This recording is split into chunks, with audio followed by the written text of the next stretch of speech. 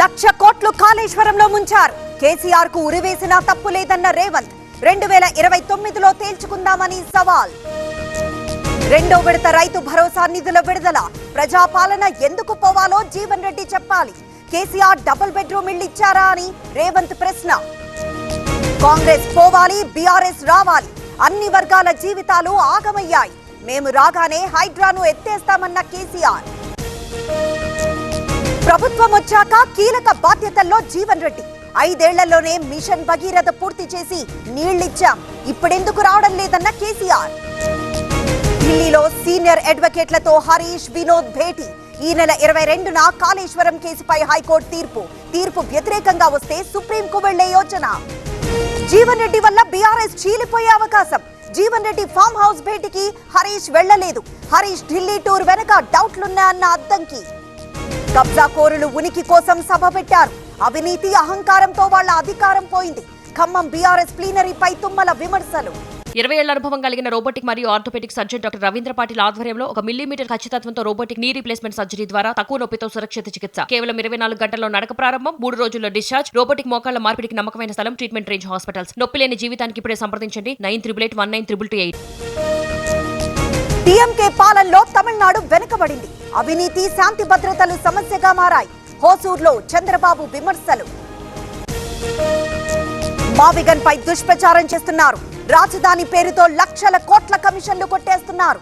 సర్కారుపై అంబటి విమర్శలు. పెద్ద దస్తగిరి హత్య వెనుక తాడేపల్లి హస్తం. కడప డిప్యూటీ మేయర్ పై నిమ్మల ఆరోపణ. నిత్యానందరెడ్డి జగన్ కి సన్నిహితుడన్న మంత్రి. తిరుమలలో నాద నీరాజనం గాడి తప్పింది. కళాకారుల నుంచి కమిషన్ తీసుకుంటున్నారు. శ్రీవాణి టికెట్లను బ్లాక్ లో అమ్ముతున్నారన్న భూమన. ఏపీ సచివాలయ సంఘం మాజీ అధ్యక్షుడిపై వేటు. ప్రభుత్వ సర్వీస్ నుంచి వెంకట్రామరెడ్డి డిస్మిస్. న్యాయ పోరాటం చేస్తానన్న ఉద్యోగ సంఘం నేత. రేపు ఏపీ మున్సిపల్ కార్మికుల సమ్మె. జీతాలు చెల్లించకపోవడంతో రాష్ట్ర వ్యాప్తంగా ఆందోళన. సమ్మెలో పాల్గొనబోతోన్న 56,000 మంది. కొల్లేరుపై కేంద్రానికి ఏపీ ప్రభుత్వం వినతి. వన్యప్రాణి సంరక్షణ కేంద్రం సరిహద్దులపై లేఖ. ఎన్బీడబ్ల్యూఎల్ సిఫార్సులను అమల్లోకి విన్నపం. పేలుడు ఘటనలో గాయపడిన వారికి సాయం. 22 మందికి 50,000 చొప్పున ఇచ్చిన కదిరి ఎమ్మెల్యే. వారంలో మృతుల కుటుంబాలకి సర్కారు పరిహారం. అక్షయ తృతీయ వేళ అమ్మకాల్లో మోసాలు. నంద్యాలలో హాల్ మార్క్ లేని నగల అమ్మకం. అధికారుల తనిఖీలో కిలోకు పైగా బంగారం సీజ్. విజయ్కి మద్రాస్ హైకోర్టు నుంచి మరో షాక్. ఎఫిడవిట్లలో ఆస్తుల వివరాల్లో తేడాపై పిటిషన్. ఆస్తులపై వివరాలు సేకరించి రిపోర్ట్ ఇవ్వాలని ఆదేశం. బీజేపీ చేతిలో అన్నాడీఎంకే పావుగా మారింది. తమిళనాడులో పాగా వేసేందుకు కమలం కుట్ర. ద్రవిడ సంస్కృతికి ఆర్ఎస్ఎస్ వ్యతిరేకమన్న రాహుల్. తమిళనాడు కోసం ఎంతో శ్రమిస్తున్నారు. స్టాలిన్ కి అరవింద్ కేజ్రీవాల్ ప్రశంసలు.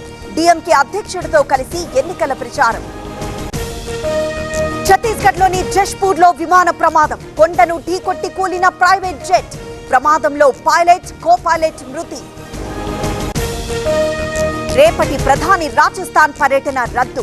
హెచ్పీసీఎల్ రిఫైనరీలో అగ్ని ప్రమాదం కారణంగా రద్దు. రిఫైనరీ ప్రారంభోత్సవం వాయిదా.